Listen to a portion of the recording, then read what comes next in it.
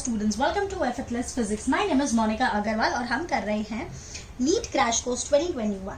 तो आज मैं आपके सामने लाई हूँ पोलराइजेशन ऑफ लाइट और हम इसके कोई मोस्ट इंपॉर्टेंट क्वेश्चन करेंगे, वो क्वेश्चन जो एग्जाम में आ सकते हैं. ठीक है, तो अब सबसे पहला क्वेश्चन हम शुरू करते हैं.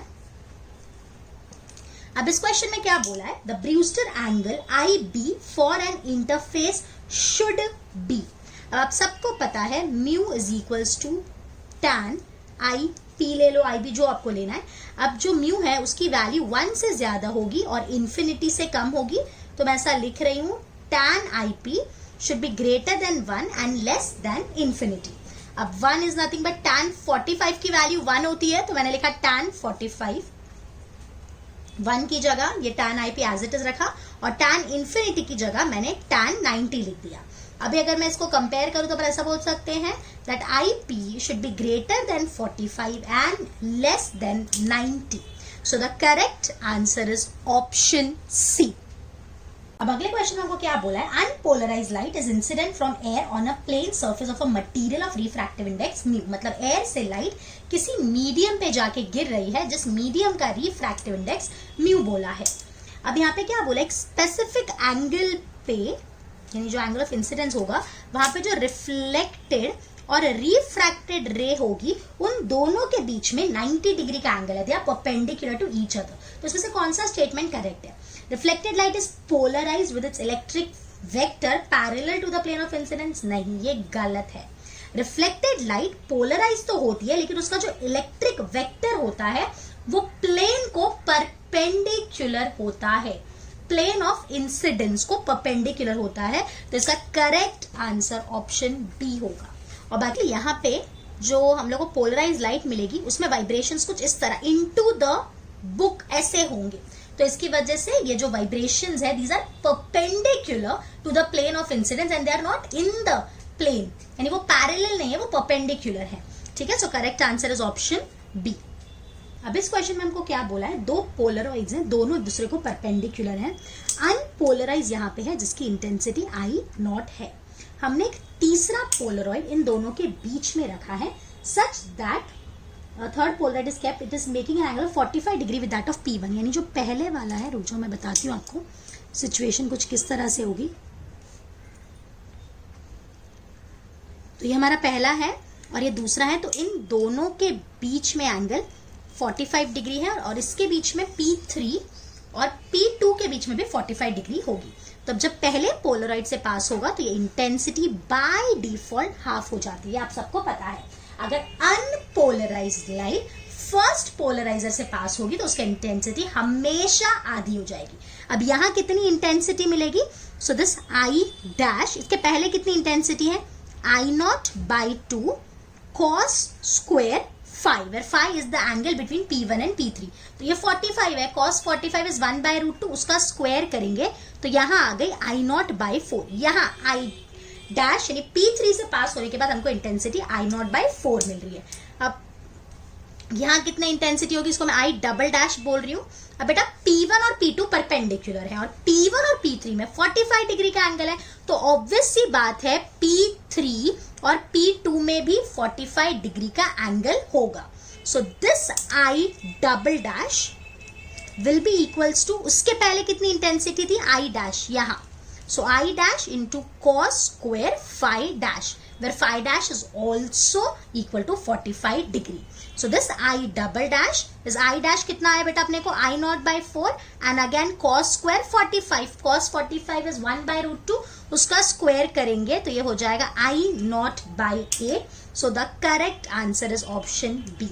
This is a good question. ऐसे क्वेश्चन आपको आ सकते हैं 2, 3, 4 कितने भी हम लोग यहाँ पे ऐसे पोलरॉइड्स रख सकते हैं. Now next is a theory question. Which of the following phenomenon is not common to sound and light wave? मतलब इसमें से कौन सा फिनोमेना है जो एक में होता है और दूसरे में नहीं होता? तो इंटरफेरेंस दोनों में होता है, डाइफ्रैक्शन दोनों में होता है, कोहेरेंस ये इनकेस आपको ज्यादा पता नहीं है तो भी मैं बता देती हूँ ये भी दोनों में होता है. लेकिन पोलराइजेशन जो है वो सिर्फ और सिर्फ ट्रांसवर्स वेव्स में होता है, लॉन्जिट्यूडिनल वेव्स में नहीं होता. And sound waves at longitudinal waves, so polarization occur only in light and not in sound. So the correct answer is option D.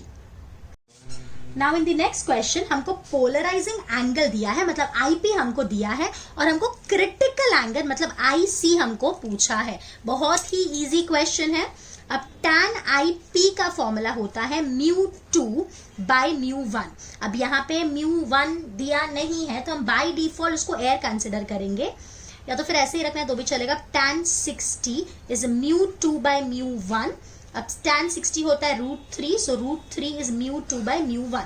और IC का फॉर्मूला होता है साइन इनवर्स μ1 बाई μ2, बिल्कुल उल्टा, right, because this is we are going from denser medium to rare medium ना, यहाँ पे उल्टा होता है। तो यहाँ पे हो गया IC is sine inverse 1 by √3, so the correct answer is option D. जो क्वेश्चन है थोड़ा सा सिमिलर क्वेश्चन है जो हमने पहले किया है। यहाँ क्या बोल रहे हैं, अनपोलराइज्ड लाइट है, दो पोलराइड्स हमने रखे हैं। अब ये दोनों पोलराइड्स एक दूसरे को परपेंडिकुलर है। अब सवाल आया ऐसा किसने बोला, हमको कैसे पता चला? ध्यान से सुनो बेटा, ये अनपोलराइज्ड लाइट है, फर्स्ट पोलराइजर से पास होने के बाद इसकी इंटेंसिटी आधी हो जाएगी। अब ये लोगों ने क्या बोला कि ये दो पोलराइड इस तरह से रखे कि यहां हमको लाइट ही नहीं मिल रही है। वो कब पॉसिबल है? जब ये दोनों एक दूसरे को परपेंडिकुलर होंगे तब। बिकॉज इंटेंसिटी का फॉर्मूला क्या है, पहले वाली intensity into cos square phi. तो जब फाई 90 होता है तभी इंटेंसिटी नहीं मिलती।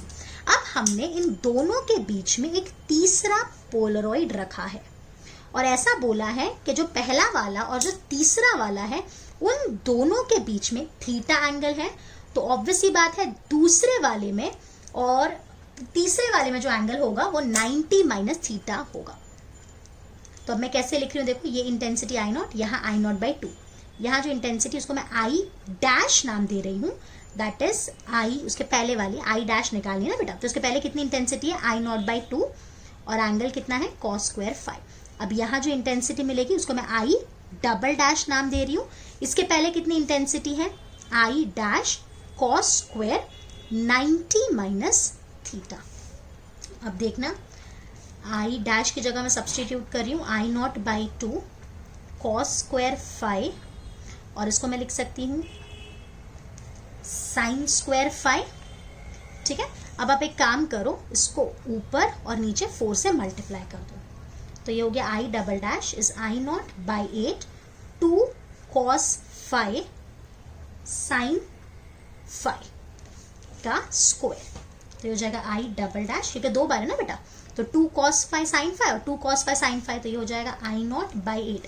2 cos फाई साइन फाई क्या होता है, साइन 2 फाई, लेकिन कितनी बार, 2 बार।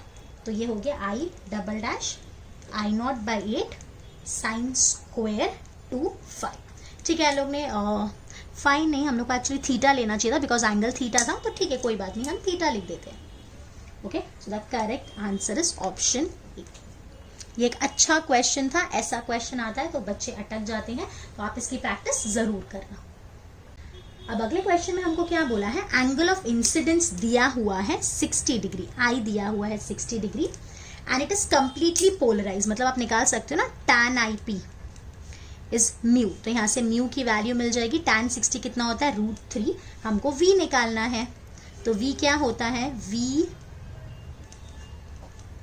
is c by mu, so c is nothing but 3 into 10 raised to 8 by √3, तो ये कट गया, तो √3 into 10 raised to 8, so the correct answer is option C।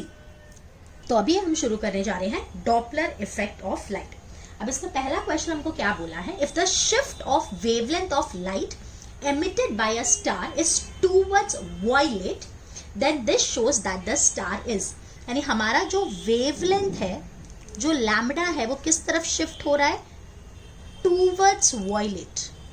आपको हमारे 7 कलर्स पता है विबग्योर, उसमें सबसे ज्यादा वेवलेंथ किसके पास होती है, रेड के पास। It is having maximum wavelength and minimum wavelength किसके पास होती है, वॉयलेट के पास। अगर मैं फ्रीक्वेंसी की बात करूं तो सबसे मैक्सिमम फ्रीक्वेंसी वॉयलेट के पास होती है और सबसे मिनिमम फ्रीक्वेंसी रेड के पास होती है। अब हमारे केस में क्या बोला है, हम टूवर्ड्स वॉयलेट शिफ्ट हो रहे हैं, मतलब हमारी फ्रीक्वेंसी बढ़ रही है। फ्रीक्वेंसी बढ़ रही है मतलब वो जो स्टार है वो हमारे नजदीक आ रहा होगा। So the correct answer is moving towards earth, so answer is option B. याद रखेंगे रेड शिफ्ट और ब्लू शिफ्ट यूजुअली बोला जाता है. अगर ब्लू शिफ्ट हमको बोला means frequency is increasing, wavelength is decreasing, means it is coming towards us. और अगर रेड शिफ्ट बोला means frequency is decreasing and wavelength is increasing, means it is going away from us. The next question हमको क्या बोला है, how fast a person should drive his car so that the red signal appears green. यानी red signal है लेकिन उसको green दिखाई दे रहा है, तो उसको कितनी स्पीड से गाड़ी चलानी चाहिए. ठीक है, तो इसका फॉर्मूला है delta lambda by lambda is v by C. तो डेल्टा लैम्बडा मतलब डिफरेंस हम लिखेंगे. हम लोग को यहाँ पे दोनों वेवलेंथ दिए 60 to 100 उसकी ओरिजिनल है, लेकिन हमको 5400 दिखाई देनी चाहिए, तो डिफरेंस निकालूंगी तो मैं 800 हो जाएगा, divided by original that is 60 to 100 into 3 into 10⁸ is v. ये 2 जीरो मैं काट देती हूँ, इसको मैं लगभग 20 ले रही हूँ. ये एक जीरो यहाँ से कट गया, 7 आ गया, ये 4 आ गया. सो द क्लोजेस्ट आंसर जो हमको दिख रहा है 4 इंटू 10⁻7 से है 3.9 into 10⁻7. So the correct answer is option C. तो आपको इस तरह से कुछ अप्रोक्सीमेशन एग्जाम में लगाने पड़ सकते हैं.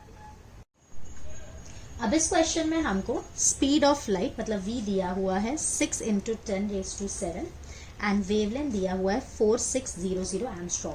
यहाँ पे क्या हो रहा है, यहाँ से दूर जा रहा है, तो obviously the wavelength will increase. So lambda dash का फॉर्मूला क्या है, lambda 1 plus v by C. So lambda dash is 4600, इसको एंगस्ट्रॉम में ही रखो. 6 इंटू 10⁻7 बाई 3 इंटू 10⁸8. ये कट किया, ये हो गया, तो 2/10 that is 0.2. So lambda dash is 4600 into 1.2. So lambda dash अगर आप मल्टीप्लाई करोगे तो आएगा 5520 angstrom. So the correct answer is option B.